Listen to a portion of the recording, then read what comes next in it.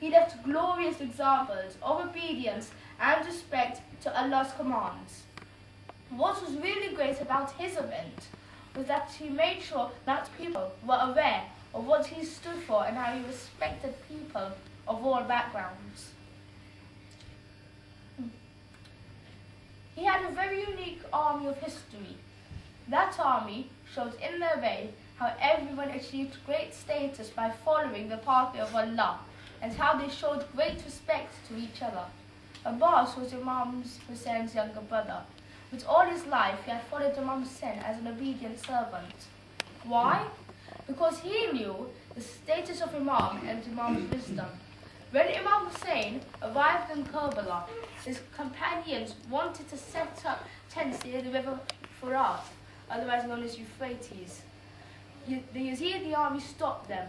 Hazrat Abbas, a senior commander of Imam Hussein's caravan, resisted them.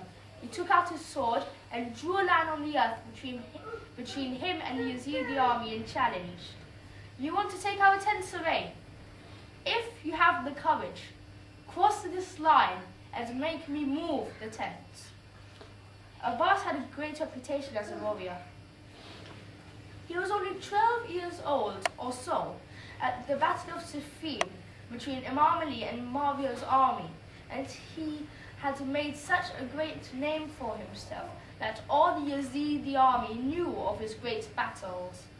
When he lived in Medina, tribal leaders from all over Arab used to send their sons to learn swordsmanship and archery from him, and used to boast that their sons were trained by none other than great Abbas. However, Imam stepped forward and said to Abbas, Abbas, we are not here to start a war. Abbas duly followed. On the 7th of Muharram, Yazidi army stopped the water on Imam's family. Imam had to speak to Yazidi army again and again, and many times he appointed Abbas to go have that discussion. That shows how much Imam trusted Abbas.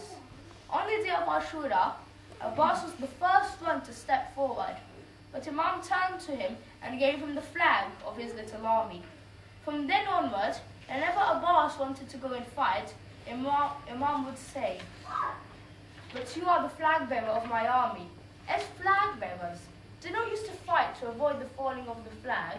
In the end, Abbas asked again. Imam repeated the answer. Abbas looked around and asked, Imam, where is the army of which I am the flag bearer? By then, everyone was killed. Imam allowed Abbas to go look for some water. Abbas had the flag in one hand, a water bag on one shoulder. He chose to attack with a spear, as if he used the sword, that would mean the army would be able to come very close, and Abbas did not have a shield. Abbas attacked gallantly and got to the river. Then he turned around, but now having his back to the enemy, now heading back to Imam Hussein's camp, his back was to the enemy. He attacked from everywhere. They cut off his right arm. He let the flag fall, but still heading towards the camp to bring water. Alas, an arrow hit the water bag, and all the water flowed out. Abbas lost the will to return, and he turned his horse around to get to the middle of the Yazidi army. He was ready to depart from the world. Enemies struck from everywhere, and he fell off the horse. Inna lillahi wa inna alayhi raji'un. Ya Hussain.